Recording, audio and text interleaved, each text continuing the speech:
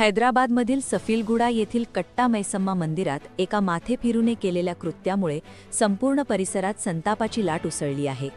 कर्नाटकचा रहिवासी असलेला अल्ताफ, वय 26 वर्ष, याने मंदिर परिसरात विटंबना केल्याचा प्रकार उघडकीस आला. मिळालेल्या माहितीनुसार आरोपीने मंदिरातील पवित्र स्थानाजवळ शौच करून धार्मिक भावना दुखावल्या.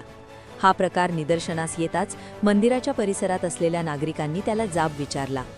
सोशल मीडियावर व्हायरल होत असलेल्या काही व्हिडिओंनुसार संतप्त जमावाने त्याला पकडून तिथेच शिक्षा देण्याचा प्रयत्न केला. काही व्हिडिओंमध्ये त्याला ती जागा जिभेने साफ करायला भाग पाडल्याचे दिसत आहे, ज्यावरून सोशल मीडियावर दाव्यांची खळबळ उडाली आहे. पोलिसांनी घटनेची माहिती मिळताच घटनास्थळी धाव घेतली आणि आरोपीला जमावाच्या तावडीतून सोडवून ताब्यात घेतले. आरोपीची मानसिक स्थिती स्थिर नसल्याचे प्राथमिक तपासात दिसत आहे. तरीही धार्मिक भावना दुखावल्याप्रकरणी त्याच्यावर कठोर कारवाई केली जात आहे, असे पोलिसांनी स्पष्ट केले आहे. पोलिसांनी भारतीय न्याय संहिता BNSच्या कलमान्वये गुन्हा दाखल केला आहे. अफवा पसरवू नये आणि शांतता राखावी, असे आवाहन प्रशासनाकडून करण्यात आले.